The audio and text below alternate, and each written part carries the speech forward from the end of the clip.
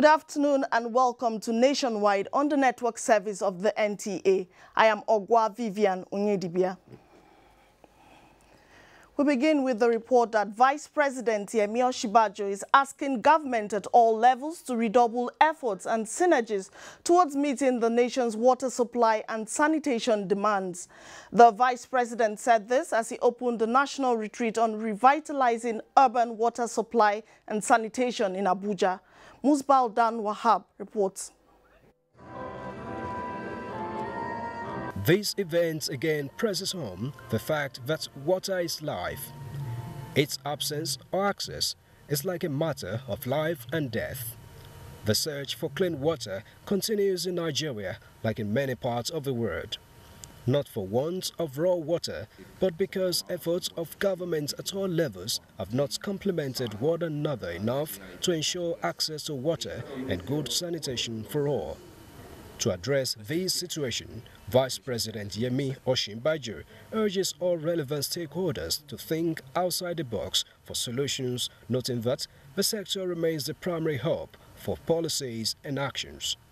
On its part, the federal government will take the outcome of the retreat with all seriousness, for the realization of our collective desire to see that every Nigerian has access to affordable water and adequate sanitation in a sustainable way. There are national and international targets to meet on water and sanitation, and several policies initiated to actualize the goals.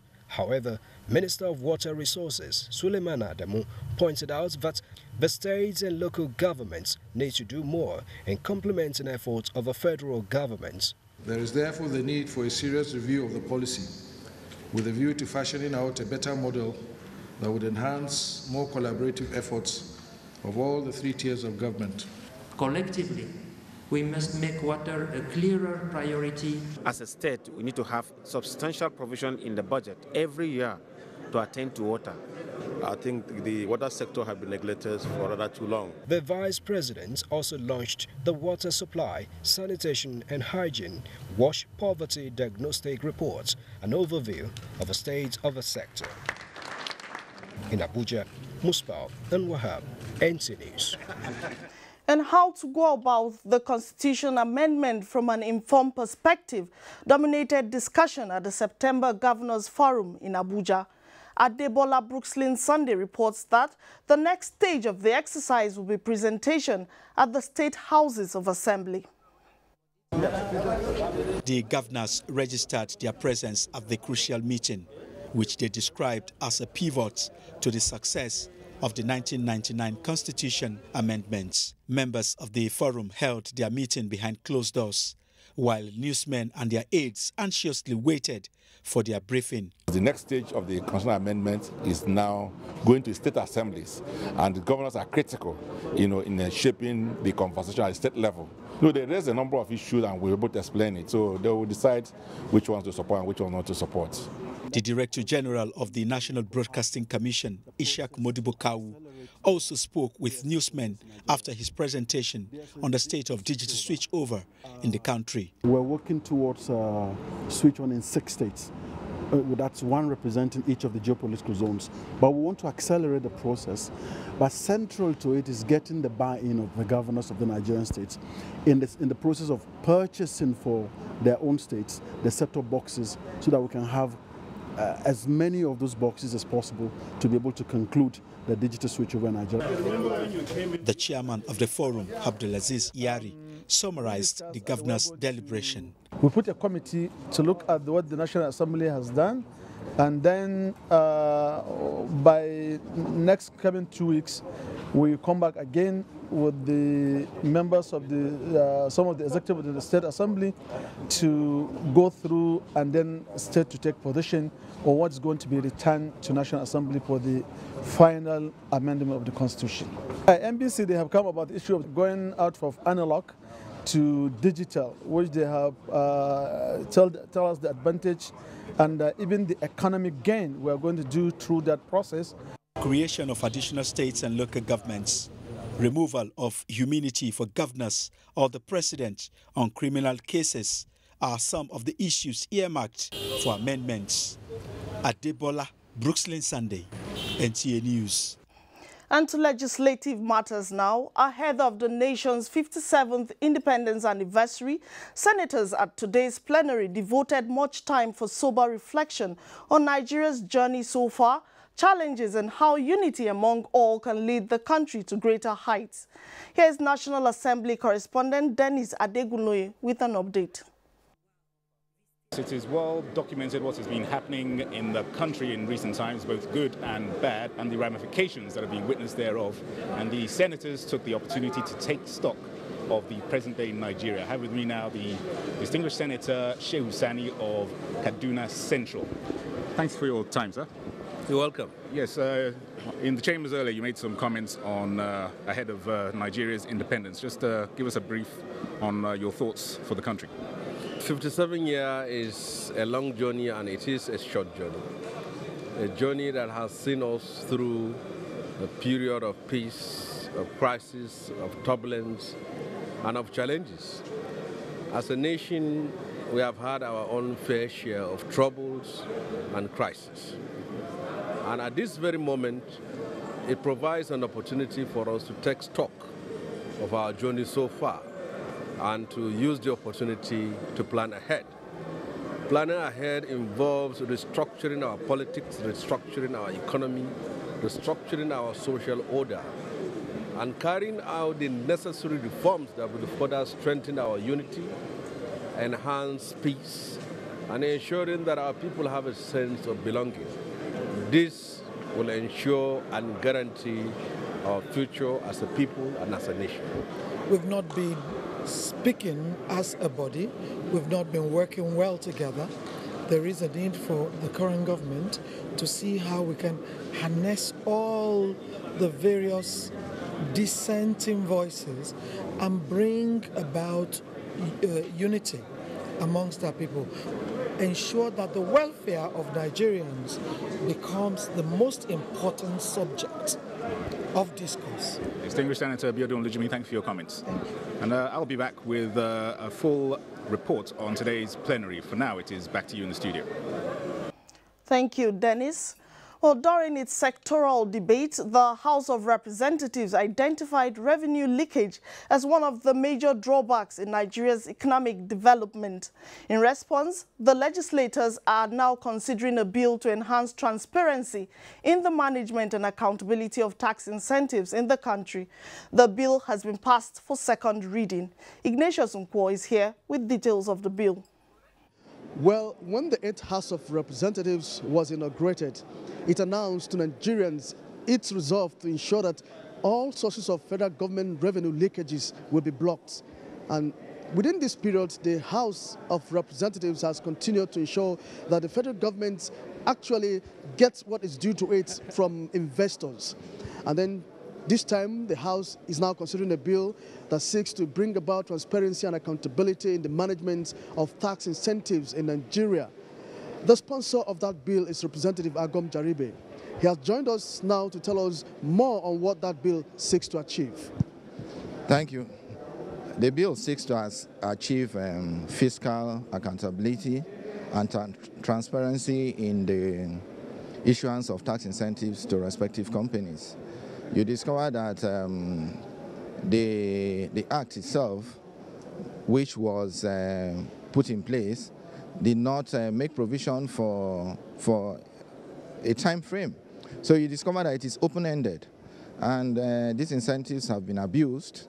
So we think that in this period of recession, we need all the revenues that are accruable to the federal government, and we want to put measures in place to scrutinize and look at those issues. Thank you for your time. Thank you. Well, in as much as these legislators are also trying to ensure transparency and accountability in the administration of tax incentives in Nigeria, it also, helps on the need to ensure that the ease of doing business in Nigeria is also maintained. And away from that, an agenda for global action to cover the next 15 years has been set. The agenda is the new Sustainable Development Goals, which has 169 targets and 17 goals. This was brought to the fore at a one-day training on promoting citizen participation in the implementation of the SDGs in Nigeria for civil society organizations holding in Abuja. Lore Bala Hassan reports. The 17 Sustainable Development Goals and 169 targets demonstrates the scale and ambition of the new Universal Agenda, the SDGs. It seeks to improve on the Millennium Development Goals and to complete what the MDGs could not achieve. Professor Sam Egu is of the opinion that to achieve it, everybody must be engaged, adding that the SDGs cannot be achieved without peace. There is a global blueprint. We need to bring it down to the Nigerian level and make sure that the process is owned by the Nigerian people. We require our participation in order to determine results of development processes. Other speakers harped on training and promoting citizens' participation in the implementation of the SDGs in Nigeria. The target was not to solve the problem holistically. Okay, it was just to solve the problem in halfway. To train and empower further and agree on specifics, modalities for tracking state implementation of the SDG goals. When we understand the knowledge base, we also understand how do we engage the government to ensure that government effectively and efficiently implement these SDGs. The Sustainable Development Goals aims to end poverty, hunger, achieve gender equality, and combat climate change, among others. In Abuja, Laure Bala Hassan, NTA News. A 10-man presidential committee that will promote transparency and efficiency in the business environment in terms of security of the nation's air and seaport, as well as land borders, has been inaugurated by the Minister of Interior, Abdurrahman Bello Dambazau. Murjanatu Adam Said reports. According to World Bank statistics, Nigeria ranks 169 out of 190 economies on the Ease of Doing Business Index. Experts say the country loses a lot of investment due to inefficiency and duplications in the administrative systems. The Nigerian government says it is determined to improve and provide a conducive business environment, hence the inauguration of this presidential committee to ensure security within the land, sea and airports, in line with global best practices. The committee's assignment is to assist in improving the security service in the nation's ports, which will, among other things, facilitate the implementation of the Executive Order 001. The committee is chaired by Minister of Interior Abdurrahman Bello Dambazau. Other members of the committee include Minister of State Aviation Hadi Sirika, Controller General of Immigration Mohammed Babandede, and that of Customs, among others. In Abuja, Murjanatu Adam Said, NTA News. And the need to promote academic excellence among Nigerian youth has again been stressed. This was the submission of people at a book launch titled Ladder to Academic Excellence. Omenka Amarachukwu tells us more. Is vital to human capacity and nations building. Therefore, a need for government at all levels to pay more attention to the sector. Speakers at the public presentation of the book Ladder to Academic Excellence say hard work must be re-injected in the teachers and students for meaningful development and improvement in the nation's educational sector. It's a celebration of excellence, celebration of a young woman who, in spite of all the odds, has demonstrated that despite all the difficulties that people complain about in Nigeria, there is still excellence. It's a success story of being able to get to the promised land, not minding the challenges. The author of the book, Ms. Chinwo Koli, said the book is a resource material for everyone who wishes to succeed in life. The book states causes of the deteriorating quality in secondary and post-secondary education in Nigeria. In Abuja, Omenka Amarachukwu, NTA News. I'd like to remind you that you can watch this news live online via the NTA mobile app, which you can download on your Android device at the Google Play Store or at the Apple Store if you use devices with iOS. Moving on now, as part of strategies to assist the girl child, the Association of Professional Women Engineers, APWEN, has resolved to encourage the girl child to acquire professional education. This resolution was reached at the 2017 International Conference and Annual Generation Meeting of the association in Kano. Elizabeth Yika-Lamido reports. With the theme, Building a Multifaceted Economy in Nigeria, the association has stressed the need to empower women and promote girl child education. President, Council for the Regulation of Engineering in Nigeria, Kasim Abdul Ali, explained that APWEN is making giant strides towards promoting education and specialization of women. I like to see a situation where more women will go into engineering, because engineering is the motivator for development in any nation. President of the Association of Women Engineers, Hawa Sadiq, said they are committed to encouraging women and the girl child to achieve professional excellence. We centered our programs into developing the girl child right from the primary school to secondary school through career guidance. We have launched a lot of campaigns to schools to make sure that we educate our girl child and to follow them up aggressively.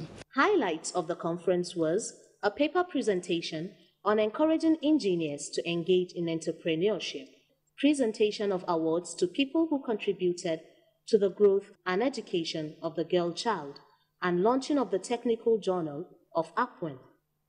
In Kano, Elizabeth Yika-Lamido, NTA News. And still talking technology, experts have tasked African governments to quickly adopt future technologies for development.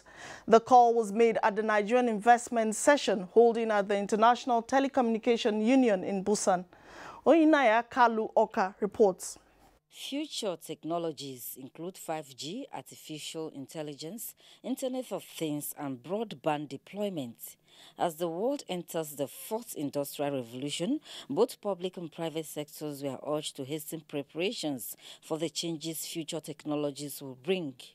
So promoting broadband deployment, usage, and availability means promoting ICTs in all areas of life, and bringing the socio-economic benefits of ICTs to all citizens everywhere.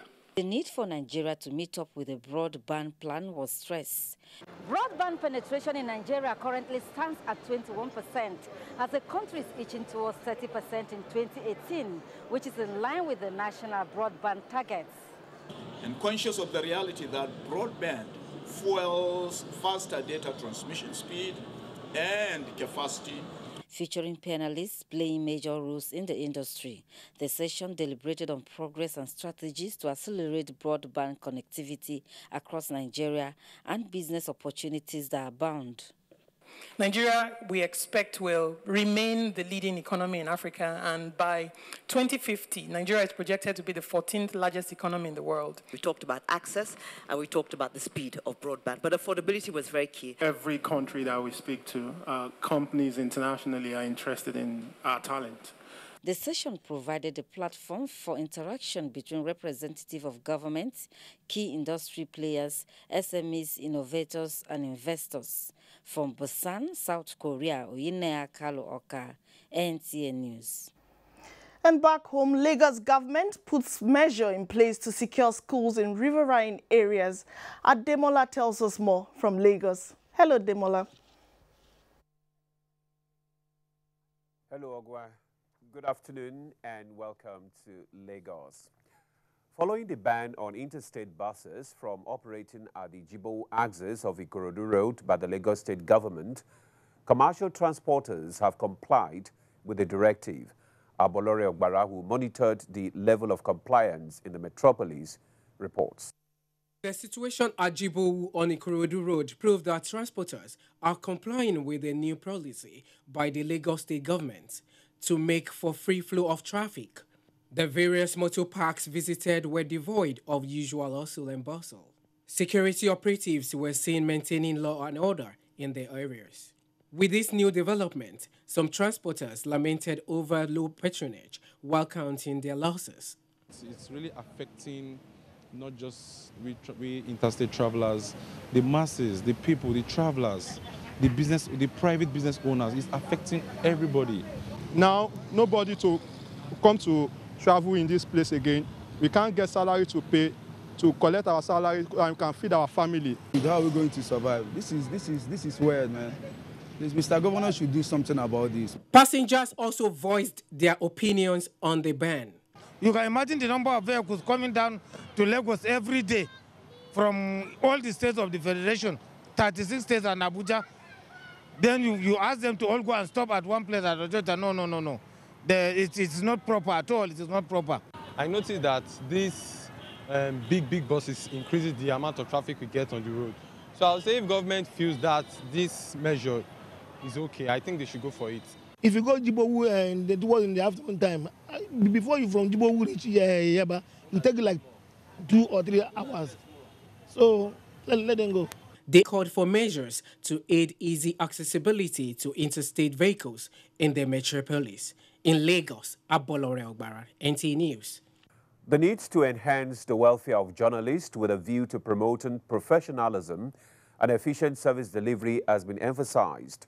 This came to the fore at the official unveiling of a multi-million naira Nigeria Union of Journalists building complex in Lagos.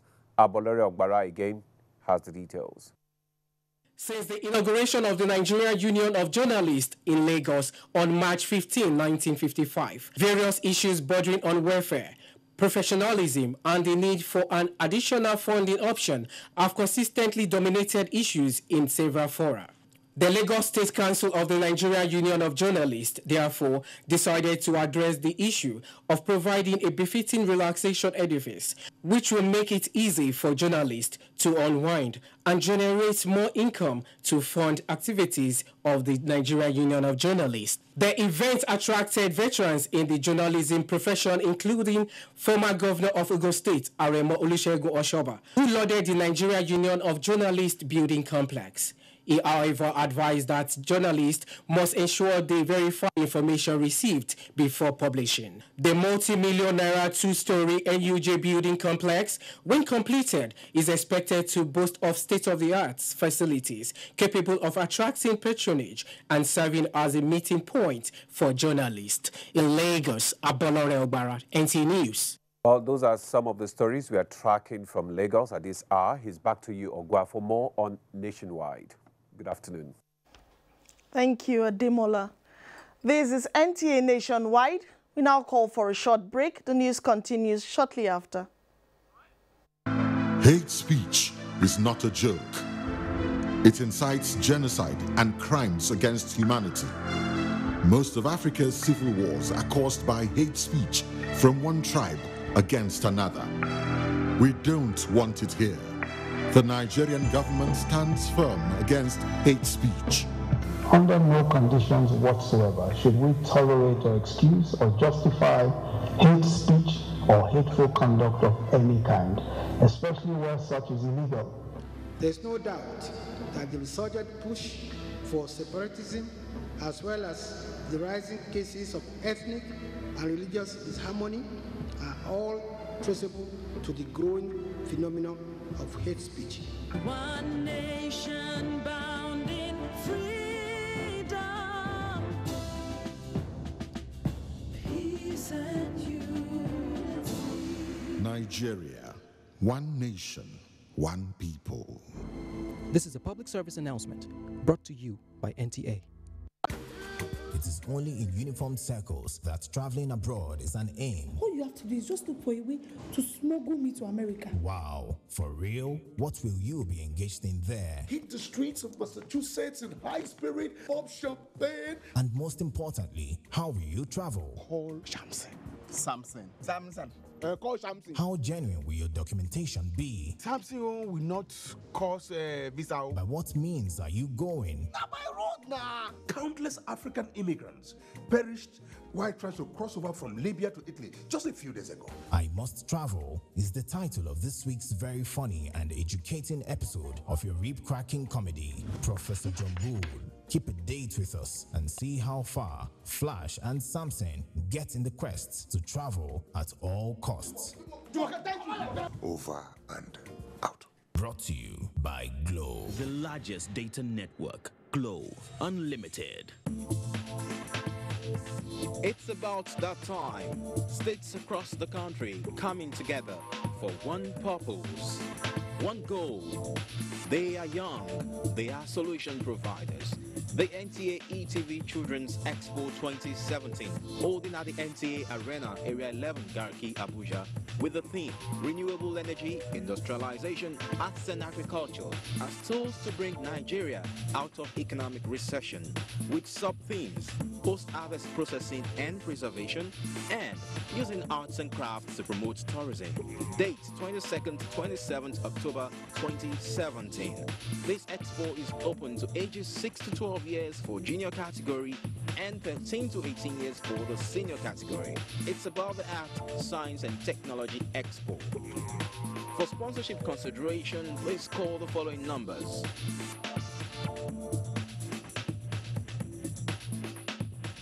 It's great to watch your favorite family shows, blockbuster movies, documentaries, and cartoons on StarTimes Combo Decoder. Actually, it's mind-blowing when you watch them in full HD. Come rain, come sunshine. StarTimes Combo Decoder guarantees an uninterrupted viewing experience. With the new StarTimes Combo Decoder, you can watch over 120 channels for as low as 5,900 Naira.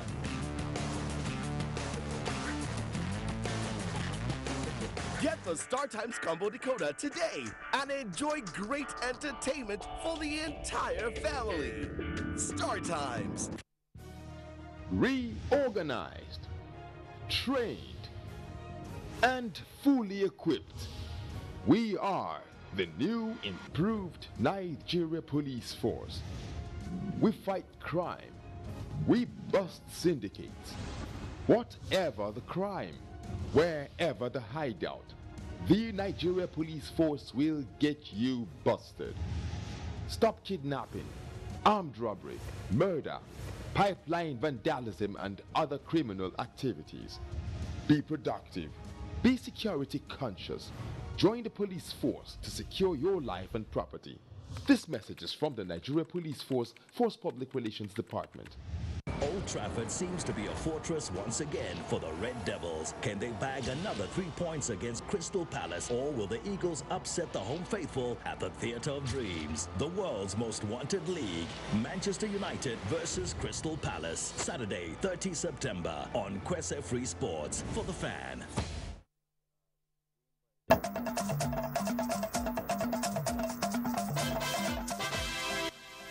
Thank you for staying tuned to Nationwide. Panel on allegations of human rights violation by the military begins sitting in Rivers State. Details of this and more with Mina in Port Harcourt. Hello, Mina.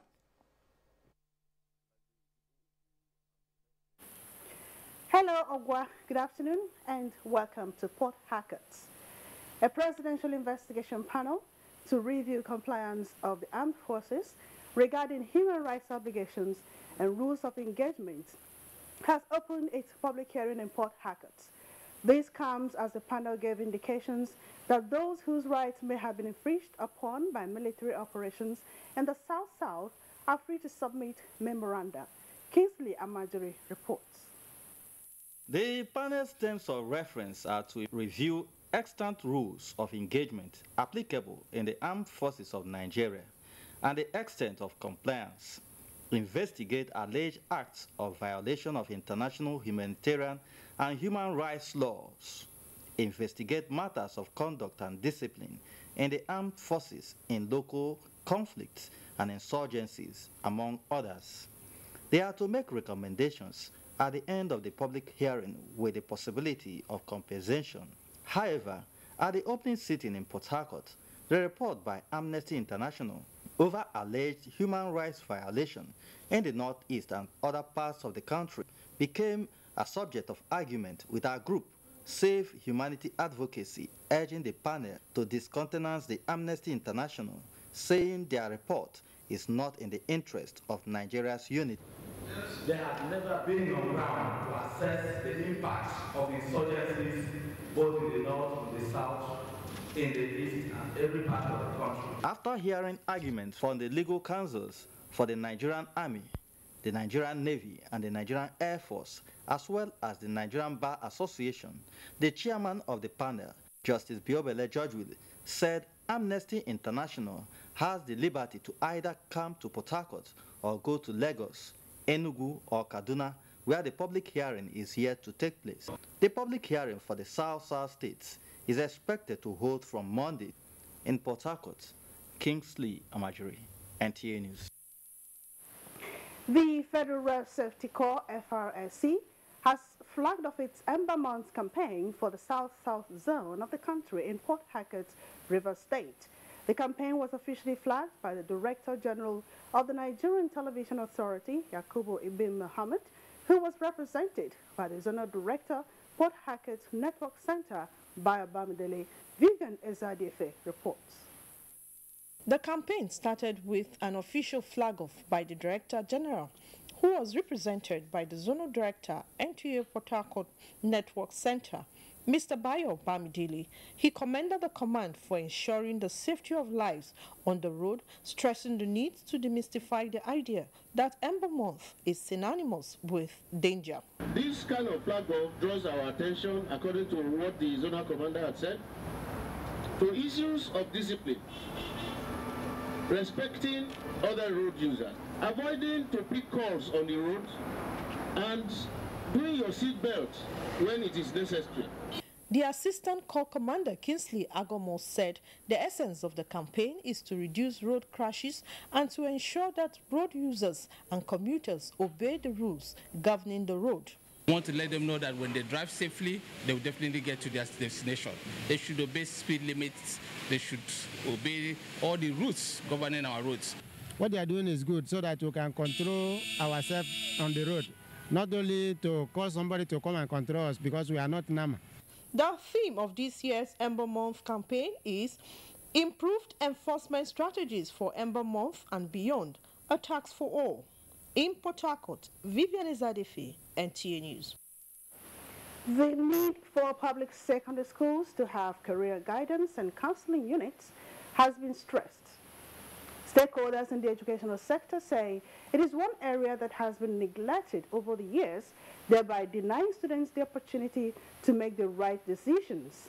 Ebibode Sako completes the report. Counseling is a service offered to an individual who is undergoing a problem and needs professional help to overcome it.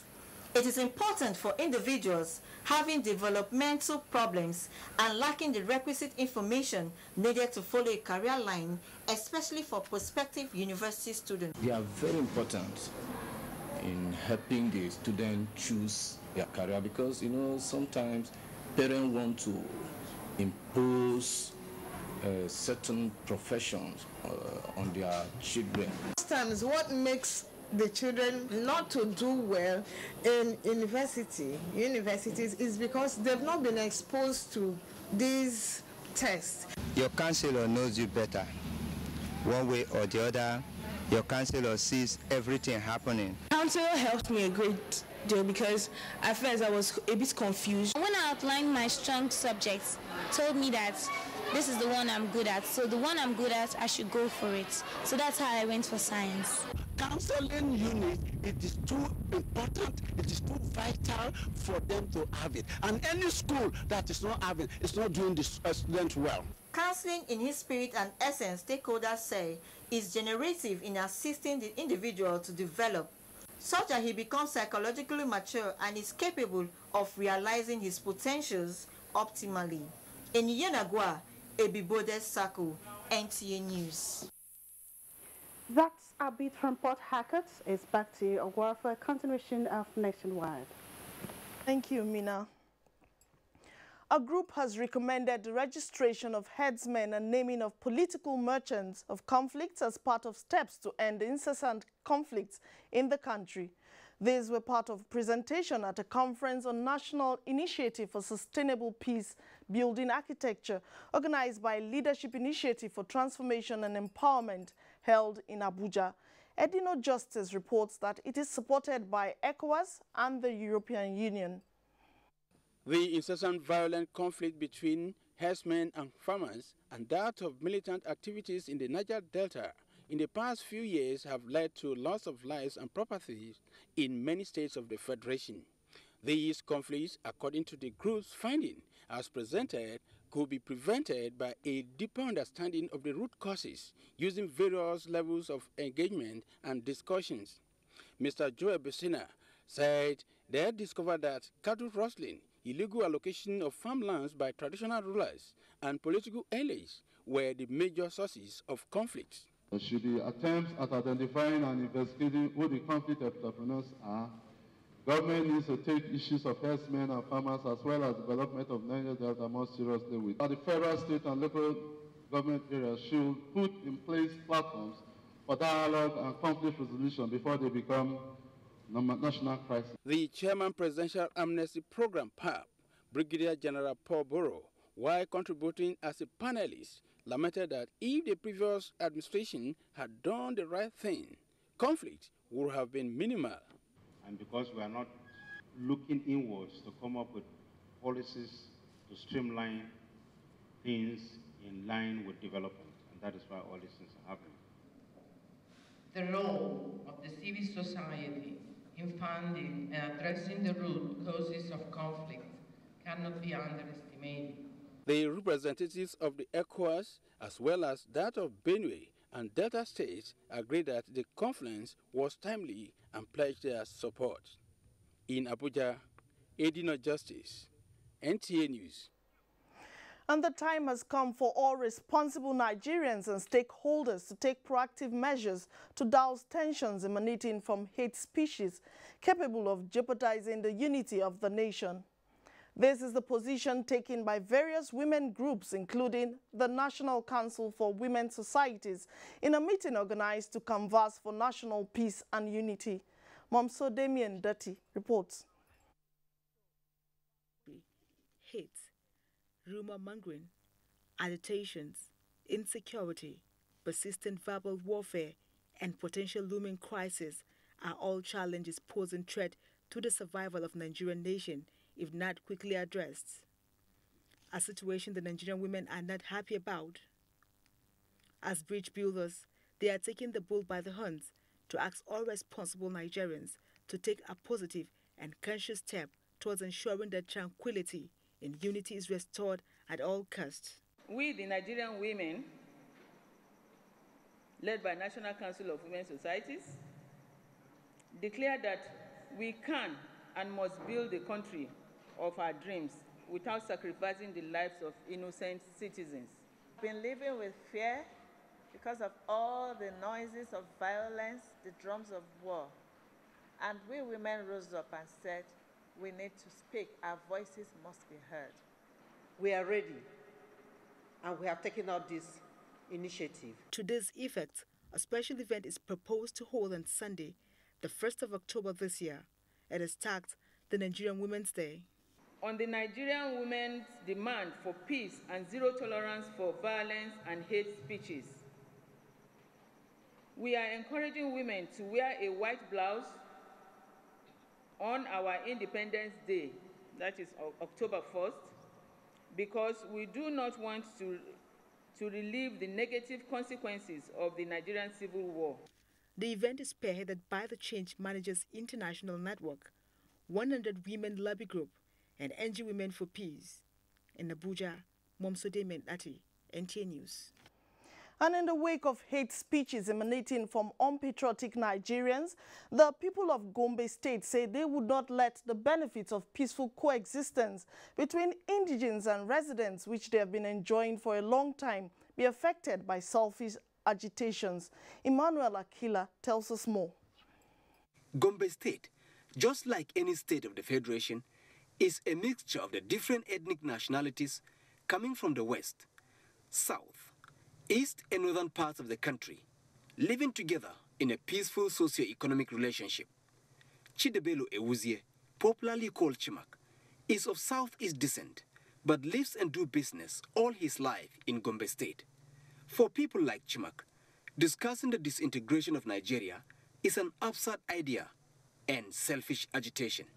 I was born in the north before the Civil War, and then the Civil War, where kids' parents took us home, and after the war, we came back. And now I'm an adult. I'm not going anywhere. I'm doing my business here. I'm feeling comfortable here. Because no state can achieve growth and development in isolation, having ideas from other parts become critical to the prosperity of the components. Therefore, ensuring a hospitable atmosphere for all should be the priority of the states. Whoever decides to stay in Gombe, irrespective of his tribe, irrespective of his religion, is welcome to Gombe State. To avoid any breach to peaceful coexistence in the wake of hate speeches, quit notice, and secession threats emanating from unpatriotic individuals, Gombe State convened a security meeting.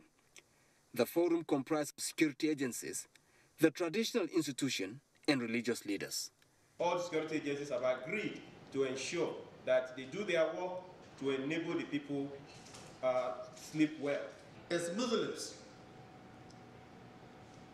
all people are ours. A religion is a peaceful religion. Even hatred against one another is a violence itself, which we preach against it. Nigeria, the greatest black nation in the world, achieves being the biggest economy on the African continent because the country remains one indivisible entity. Perhaps what the country should be talking about now is the maintenance of a stable and sustainable political landscape. In Gombe, Emmanuel Akila, NTA News. Jordanian Air Chief visits Kaduna. Suleiman is in our Kaduna Network Center for details of this and more. Suleiman, over to you. Very much, Obwa, and a warm welcome to Kaduna. The Royal Jordanian Air Force is partnering the Nigerian Air Force with a view to addressing the security challenges confronting both countries through the utilization of technology-driven training and operations. The Commander of Royal Jordanian Air Force, Major General Yusuf Naiti, stated this during an assessment visit to Nigerian Air Force facilities in Kaduna. Ibrahim Belagunda has the details. The Jordanian delegation was received by Air Officer Commanding Air Training Command, Air Vice Marshal Christopher Okoye, who led the delegation to inspect facilities at 401 Flying Training School. The commandant of the school, Air Commodore Dauda Prayero, outlined the activities of the training school. The delegation also inspected the Super Mashak aircraft, Air Force Training Ground and Regiment Training Center. While pointing out where the two countries stand to benefit from the visit, Air Vice Marshal Christopher Okoye said, "Furtherance of the cooperation and collaboration that is being developed between we and Jordan.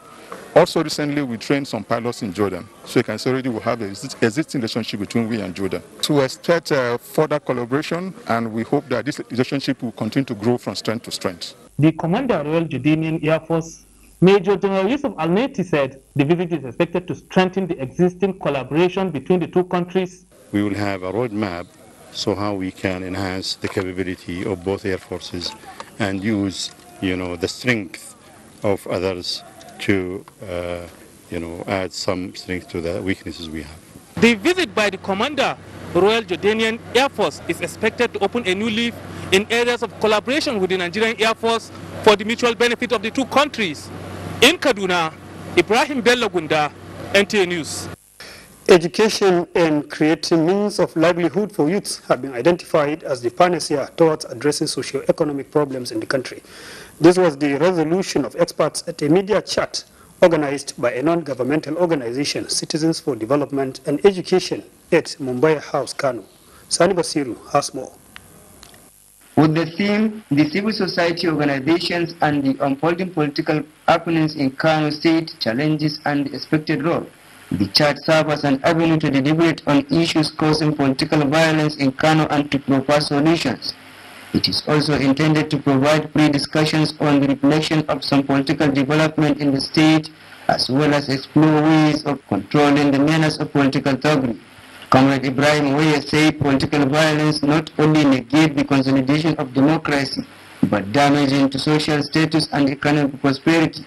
A political incident that is not only dangerous to the consolidation effort of our democracy, but as well damaging to the social status, economic prospects, investment opportunities, security, morality, image and integrity for our dear state. Various speakers attributed the trend to illiteracy and unemployment among the teeming youth as the root cause of political violence. In a society where we must address issues like this, we must be proactive. They therefore called on politicians to avoid hate speeches and play politics without bitterness. In Kano, Sani Basiru, NTA News. Kaduna State government has signed an agreement with a Malaysian company to develop a waste-to-energy plant valued at about $137 million. This plant, which is to be located in Zaria, will also convert waste to electricity. The Malaysian investors have also pledged to put $2.4 billion in developing Jatropha plantation farms in 4 local government areas of Kaduna State. While interacting with Kaduna State government officials, the Malaysian investors made commitments in developing 5 blocks of 10,000 hectares each of Jatropha trees for production of biofuels at Kechia and Chau and Birnungwari local government area that would provide jobs for about 38,750 young farmers. 15,000 housing units will also be provided for the farmers called techno planters. We will implement all the infrastructures, road infrastructures, everything, water, everything, including the neighborhood centers, the amenities and everything, which includes school, hospitals, etc. Investment that we have committed for this purpose is $2.4 billion.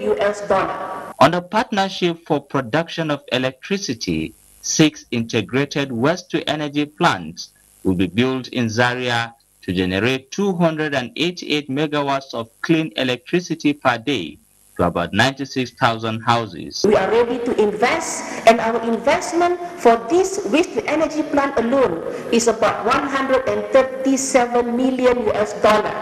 The governor expressed satisfaction with the investment of about $2.4 billion that will drive the much desired economic growth in the state. What is exciting about this project is that it will create jobs and opportunities for our young people in Kaduna State.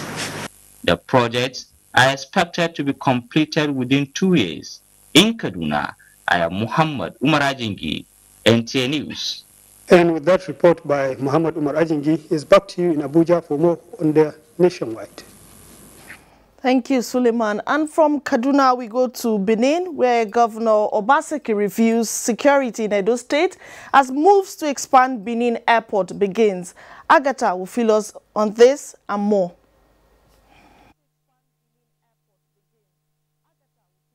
Thank you, Ogwa. A very good evening to you and welcome to Benin.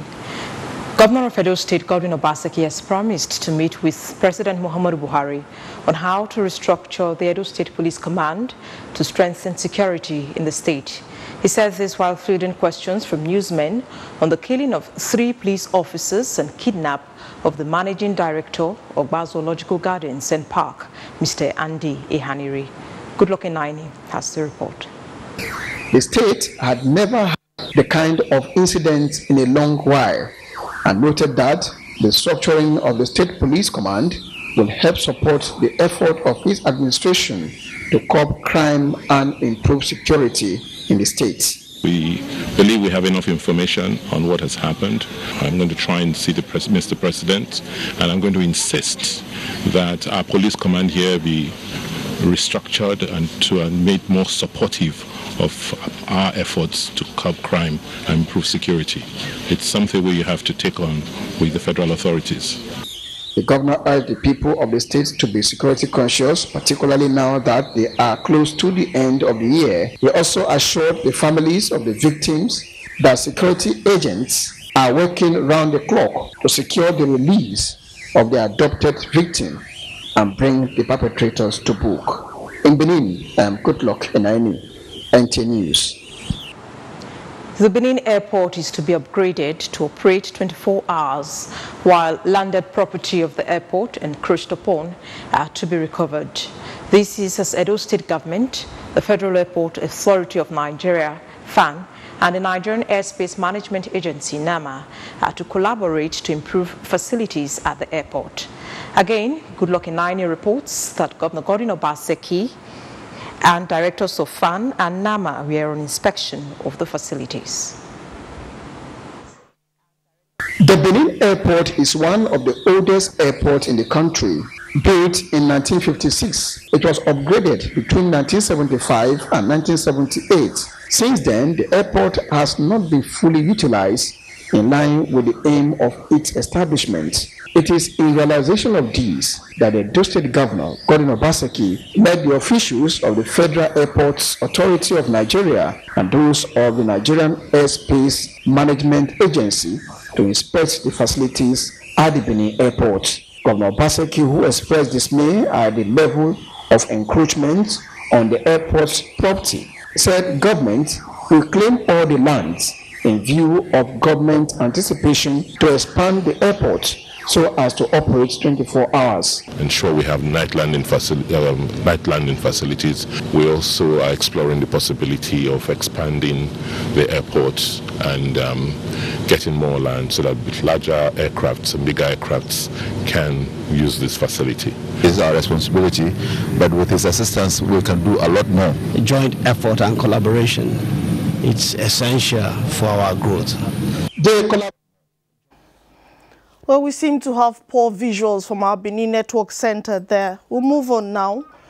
Togolese are fleeing into neighboring Ghana in fear of security crackdown following weeks of anti-government protests. For these and other stories trending on the global scene, let's join Ado Adamu Alisu. Thank you and welcome to this segment of the news. We start with Africa, where hundreds of Togolese nationals have fled to neighboring Ghana to escape reprisals after a wave of anti-government protests. Ghanaian refugee boat officials said the first batch arrived last Wednesday and more are still trying to come in. Togolese have taken to the streets in recent weeks to call for resignation of President Faure Gnassingbe, who has been in power since 2005. A nationwide shutdown has been called for Friday amidst fears of security crackdown. The leader of Angola's main opposition party, UNITA, says he will quit following defeat in last month's election, which he alleged was rigged in favor of the ruling party. Asias Samakuva took over UNITA after a long-time rebel leader, Jonas Savimbi, was killed in 2000. The National Union of Total Independence of Angola, UNITA, got 26% of the August election, coming a distant second to the ruling MPLA party. Samakuva said that the party would hold a special congress to choose a new leader. And the United Nations says the planned visit to Myanmar's Rakhine state, which has seen a mass exodus of Rohingya Muslims, have been cancelled by the authorities. The visit would have been the first by the UN officials to the area since violence broke out on the 25th August. UN aid personnel were forced to leave Rakhine when the military began a crackdown on Rohingya Muslims. A UN spokesman says no reason was given for the move. To the US now, Facebook founder Mark Zuckerberg has dismissed comments made by Donald Trump that the site has always been against him. The US president accused the social network of collusion on Twitter, branding it anti-Trump. Mr. Zuckerberg said in a post that Facebook will continue to build a community of all people. Facebook is expected to hand over 3,000 political adverts to congregational investigators probing alleged Russian meddling during and after the 2016 U.S. presidential election. And that is it from here. The news continues. And let's join Tamara Ebiwe now for our sports update. As As the national male and female volleyball teams intensify preparations ahead of the African Volleyball Nations Cup tournament in Cameroon and Egypt, the technical department of the federation has pruned the number of players in camp in order to meet the deadline for the registration of the teams. The men's team, which returns camp with 34 players, is now reduced to 21 players, while the female team is reduced to 14 players. The West Africa Golf Tour Nation at 57 Golf Championship teed off Thursday in Port Harcourt with 40 golfers from 7 countries competing for the total prize money of $30,000 US. The 72-holes tournament, which is to celebrate the country's independence anniversary, is the 5th on the calendar of the West Africa Golf Tour this year, with the winner getting $4,500 as organizers reaffirm their commitment to the development of professional golf in Nigeria. In a related development, the importance of promoting golf and develop talents in the sport was brought to the fore yet again, as the Port Harcourt Club 1928 Golf Section hosted a 12-hole tournament for amateur golfers in Port Harcourt, officially teed off by former Chief Judge of Rivers State, Justice Daisy Okocha. Mike Kalango emerged overall winner with a score of 71 nets, while Judith Obomanu Asisi got the best net score for ladies. With sports update, Tamara Ebiwe, NTA News. And now a quick check of the weather for Friday.